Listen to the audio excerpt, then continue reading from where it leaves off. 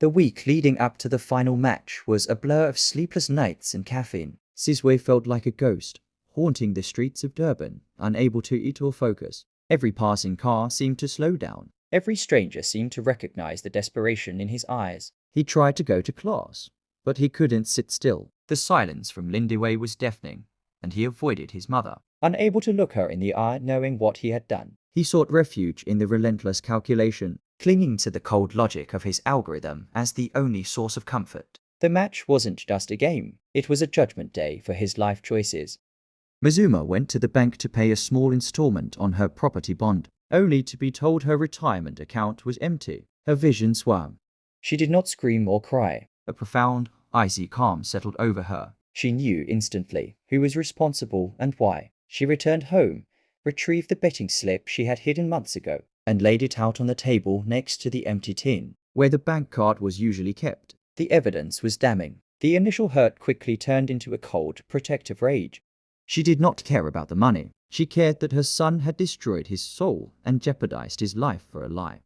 Vusi, sensing the scale of the risk, gave Sizwe a chilling reminder of the consequences of failure. He didn't use threats, but cold, hard facts about the kinds of people who had invested in the bet. If this goes south, Sizwe, Vusi said, his voice flat, the problem won't be with me, it will be with them, and they are not forgiving. You need this to win, for all of us.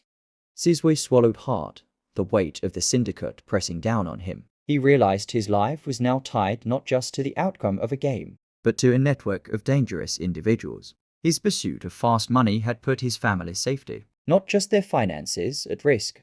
The day of the match arrived. Sizwe watched the game on a flickering TV in the corner of Vusi's smoky office. He sat alone. Vusi and the other bettors gathered around the main screen, their tension palpable. The noise of the crowd, the commentator's voice, it was all sensory overload.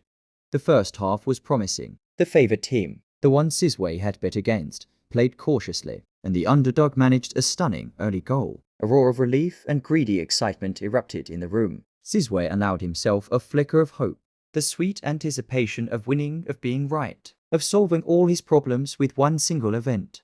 In the 60th minute, the inevitable happened. The favored team, fueled by a brilliant solo effort, scored the equalizer. The tension in Vusi's office became a suffocating silence. Siz's algorithm had predicted a tight game, but had not accounted for the individual brilliance that defied pure statistics. Siz's heart hammered against his ribs. He felt physically sick, his carefully constructed reality starting to crumble. He mentally recalculated the odds, realizing the bet was still alive, but now balanced precariously on a knife's edge. The remaining 30 minutes felt like a lifetime.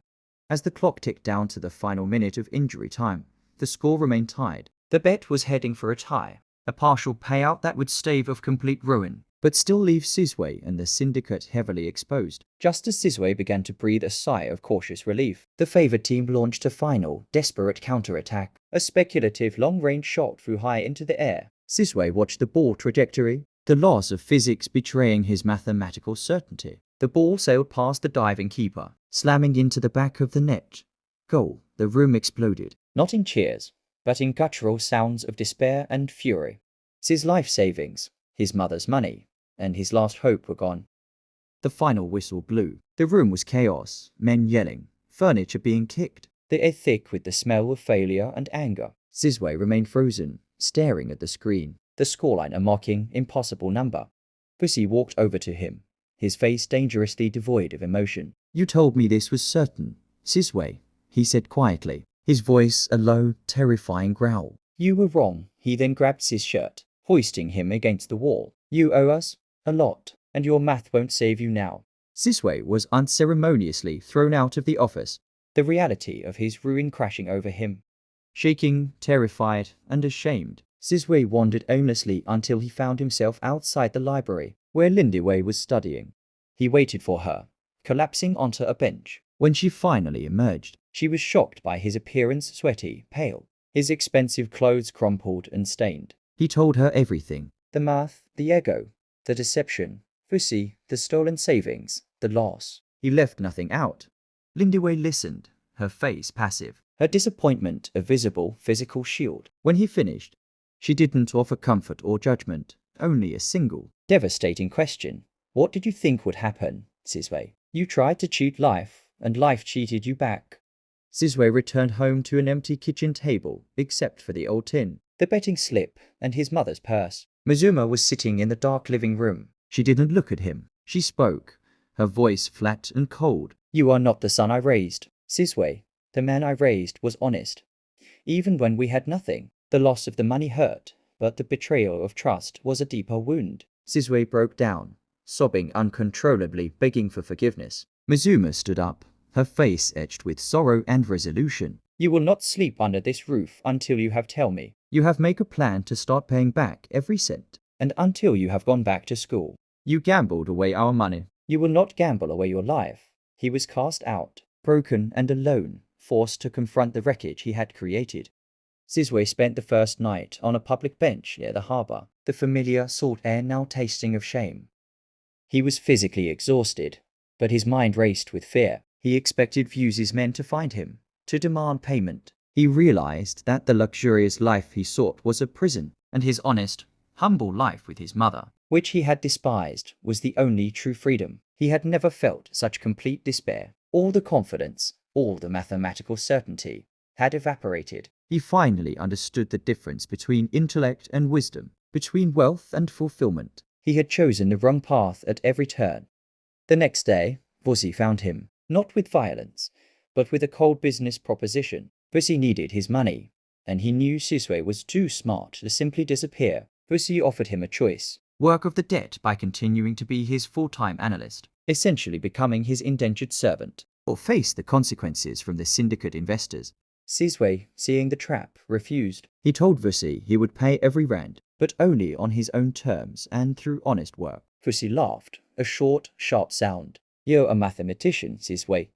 Calculate how long that will take. We are not patient. He gave Sizwe a chilling 48-hour deadline to produce a first significant payment.